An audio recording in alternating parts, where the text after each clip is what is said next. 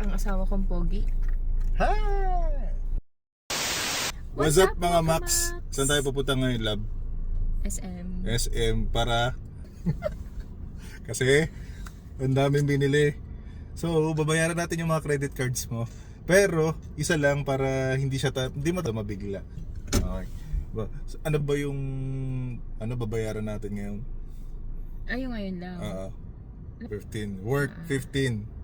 Iba pa yun sa mga credit cards na na babayaran pa. Okay. Anyways, wala tayong magagawa. Kailangan natin bayaran yun. Siyempre, credit cards, hindi yan siya for free money. Hindi yan basta-basta. Hindi mo sabihin mong ano yan, uy, libre ng pera. Hindi. Ano lang yan, utang lang yan. Magiging utang lang yan in the future. So bakit mo nga ba naisipan na mag-credit card, lab? Parang backup din kasi siya. Backup cash, parang ganun din. So kung kulang ka, tsaka may mga din kasi yan lang, may mga perks din naman kasi yan. Kunwari, kung gusto mo mag-travel or dine-in, may mga rewards din naman kasi yan, depende sa credit card. So, sabay-sabay tayong i-gaslight yung sarili natin, guys. Diyos ko. Tapos yung credit card na yun. Ako nga nagkaroon nga ako ng credit card ng basta, hindi ko pwede sabihin. Binigyan ako ng credit card. Nung dumating yun, nag-open ako ng bangko. Tapos hindi ko siya ginamit for 1 year. Simula nung nakilala kita, lab, doon ko lang ginamit yung credit card. So, bad thing ba yun? Hindi naman. Hindi, dinami lang katas. Kaya nasa utang clan. Kundi yung mga palautang, mga kailangan bayaran, mga ganito, ganyan. Anyways, sa naman din, nagkaroon din ako ng good credit score. Kasi ugali ko kasi, pag nag-credit card, binabayaran ko na kagad. Parang ayoko kasi. Which is dapat ideally talaga ganun. Ayoko kasi yung Naiipon. Mararamdaman na parang may utang ako, may utang ako. Binabayaran ko siya kagad. Yun yung ugali ko. Simula nung bata ako. Kasi mahilig kasi ako mag-ipon ng pera eh. Alam nung bata pa ako, sila mama nagbibigay lang ng baon sa akin. Iniipon ko talaga. Tapos so magkano yung iniipon mo kada kada baon mo? Kada baon ko? Depende. Minsan nga di ako kumakain. Uy, grabe naman. Kasi sa bahay naman ako kakain eh.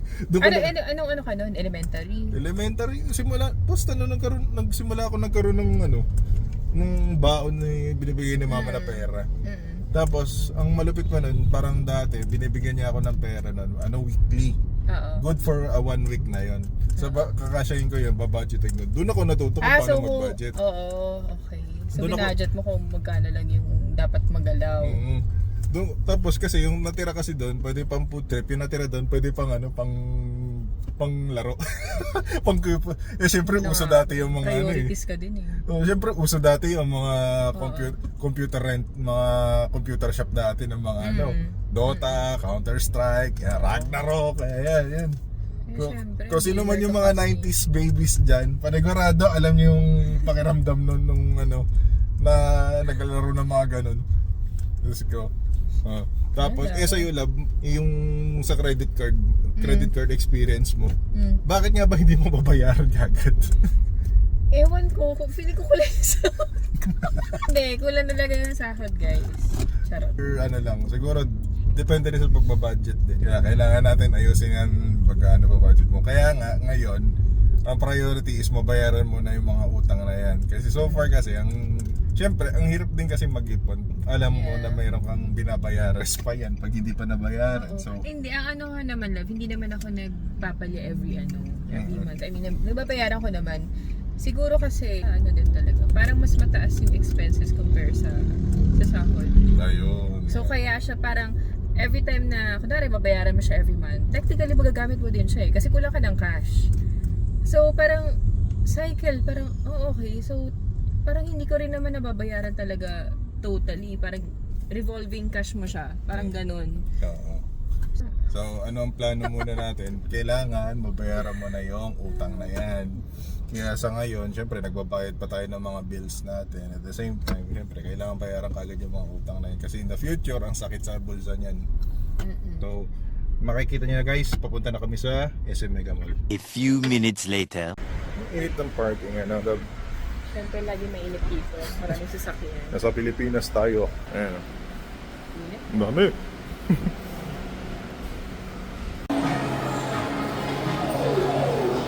Lab, ano pakiramdam na mababawasan na yung ano mo, babayaran mo sa credit Ay, card? gusto ko yan. Masakit sa ulo, guys. Maraming baggage. Ayan na, Lab. Ayan na, Lab. Sa wakas. Lab, pag bibigyan natin yung pera, ano, bilangin natin sa harap, parang pa isa-isa yung bayan. Baka sila. Mainit. Video mo. Thank you. Thank you, Daddy. 5 minutes later. 1, 2, 3, 4, okay. 16. Thank you, Daddy. Ano, love? -1. Thank you, Daddy. Yan ha. Huwag ka na masyado gagamit ng credit card ha. Ay, pasa ka na pag natapos na natin lahat ng mga babayarin. Ay, hirap na. Ha? Okay. I love you. Love you too. Ayan, love. Siyempre, dahil nabayaran natin yung isang credit card na ano natin, dapat tayo mag-celebrate. Dahil dyan, mag-zarks tayo. Burger. Kailangan dyan mag-burger. Ha? Burger tayo. Ano, love? Dahil bayad natin yung isang credit card, i-deserve natin Deserve natin. mag-burger and fries. Thank you.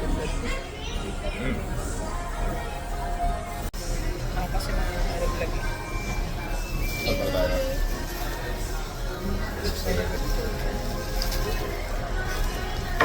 Uy, ba't ito ganun? Nakaganon talaga siya.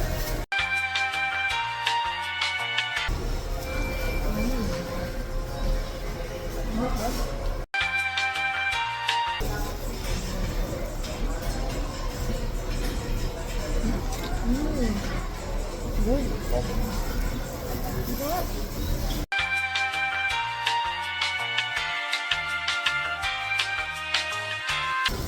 Sa burger nila may lunch.